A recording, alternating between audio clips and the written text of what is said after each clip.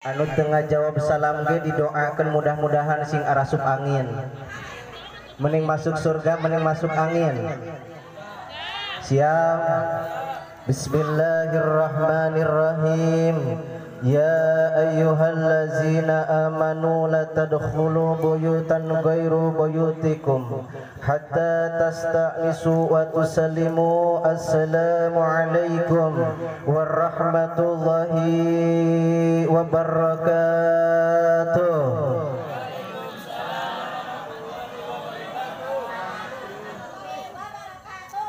Alhamdulillah, terima kasih. Alhamdulillah kedua kalian mah ada ragam.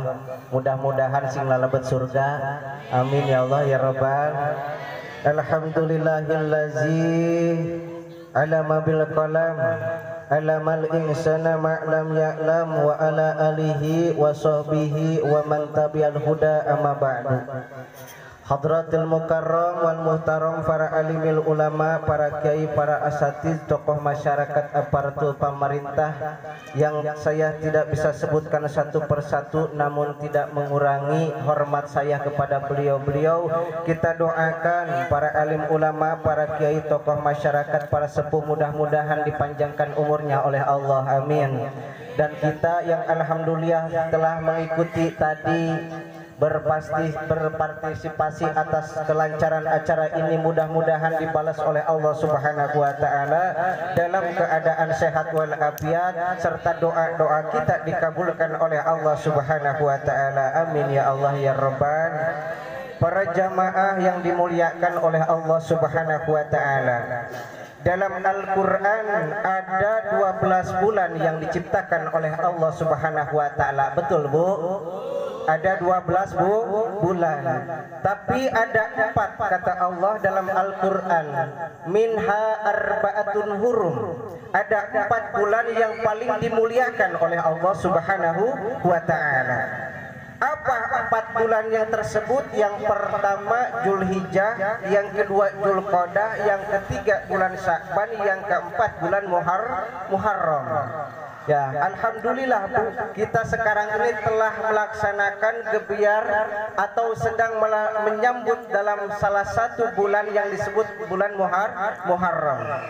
Ada apa sih peristiwa dalam bulan Muharram ini hingga bulan Muharram ini dimuliakan oleh Allah Subhanahu wa taala? Bu, ada yang tahu Bu, bulan Muharram ada peristiwa apa? Ada yang tahu? Pak, ada yang tahu? Di dalam bulan Muharram yang dimuliakan oleh Allah ternyata ada kisah-kisah Nabi. Dan di bulan Muharram seperti ini adalah salah satu dikabulnya doa-doa para Nabi. Pertama Bu, bulan Muharram itu di mana dikabulnya doa Nabi Adam alaihi salam. Ketika itu Nabi Adam alaihissalam diturunkan dari surga oleh Allah karena melakukan satu kesalahan. Betul, memakan buah khuldi. Itu Nabi Adam Bu. Kesalahannya satu, dikeluarkan dari surga. Kita banyak salahnya pengen masuk surga. Aneh nggak Bu? Nabi Adam saja satu salah makan buah khuldi.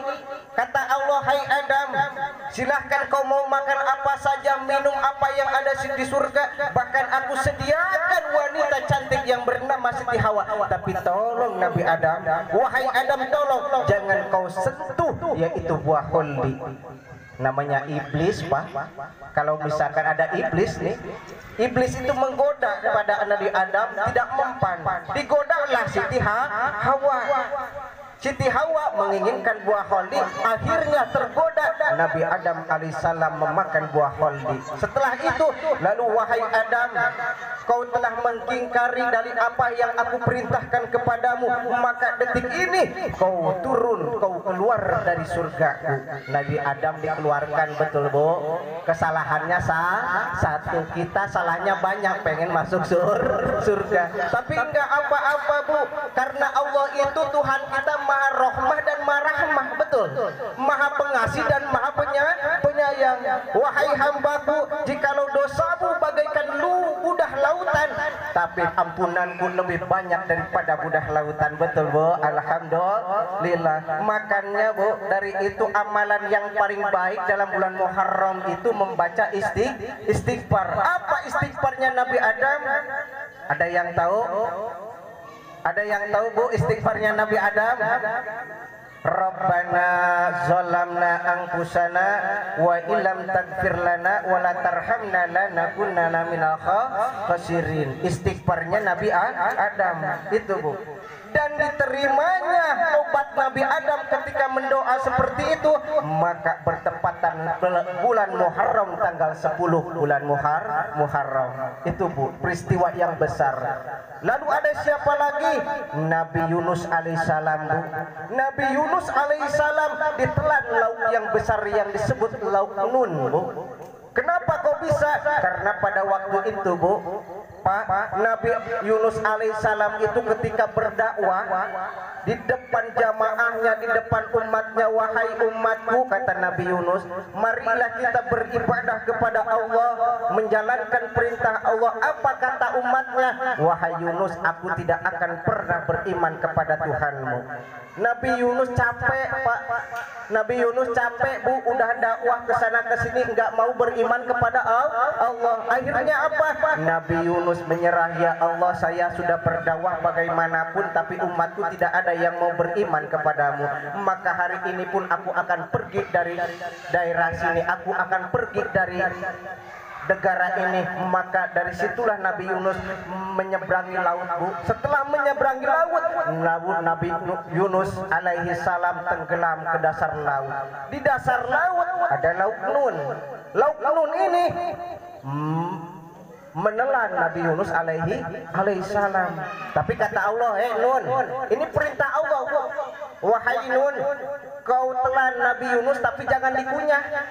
Nabi Yunus ditelan tapi jangan dikunyah. Karena apa? Perintah Allah. Setelah itu Bu, Pak, di dalam perut laut Nun, maka Nabi Yunus alaihissalam bertemu dengan 3 macam kegelapan.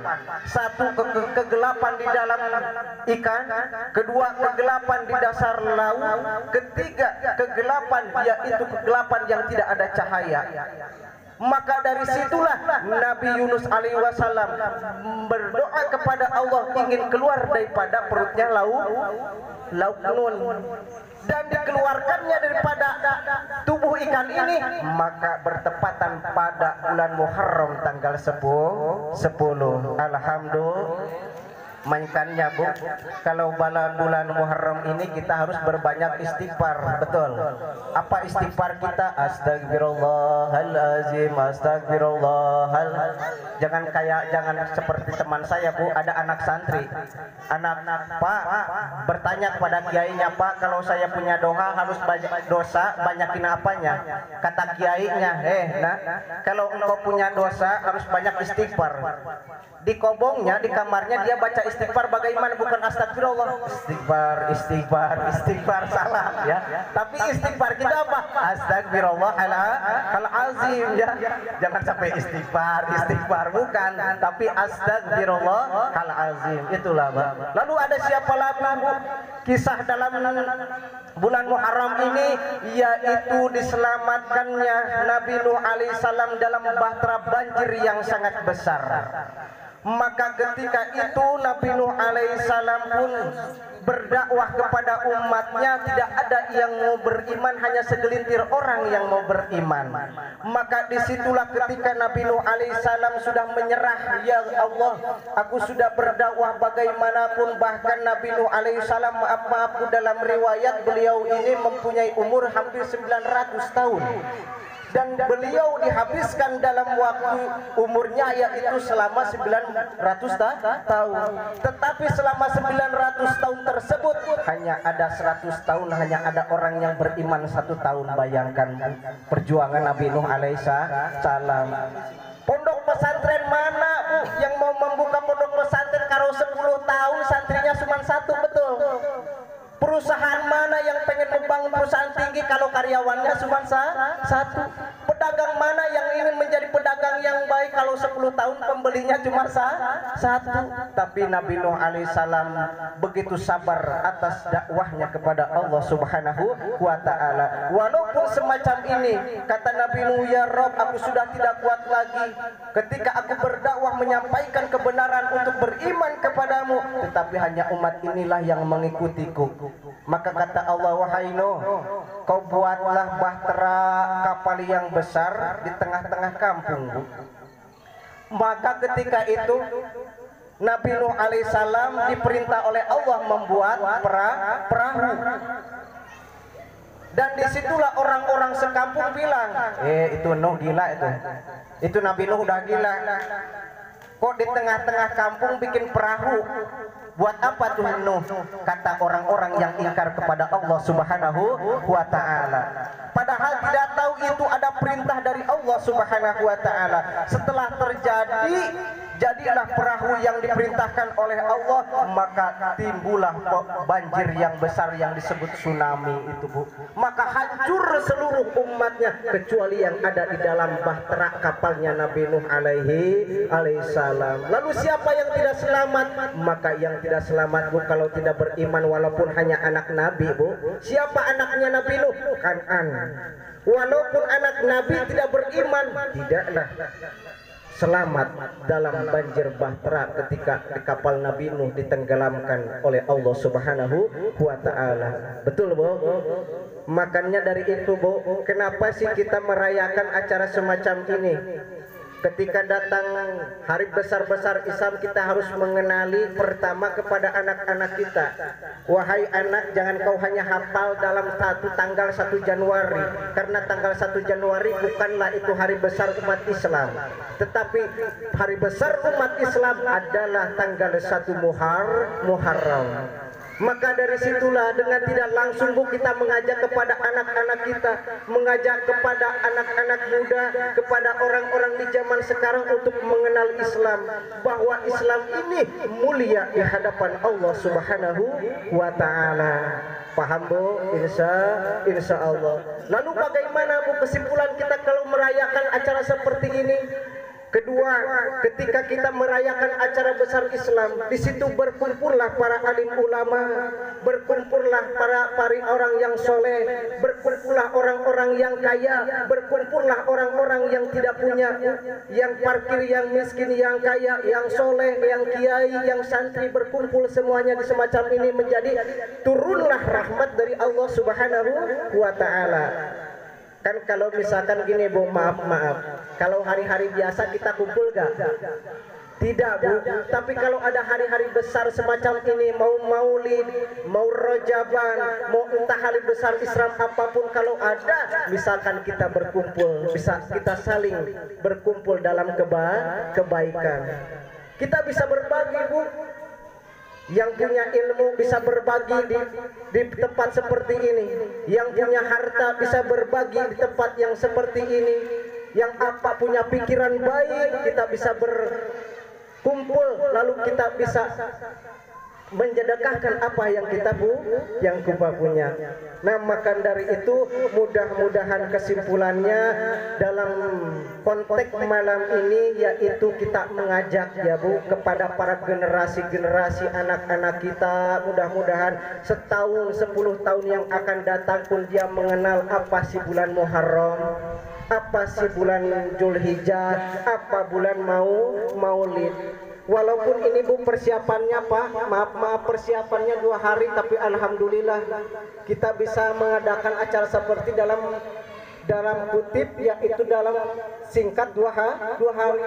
Tapi karena kenapa kita punya iman, kita tergugah, kita ingin membesarkan pembesaran yaitu hari besar Islam.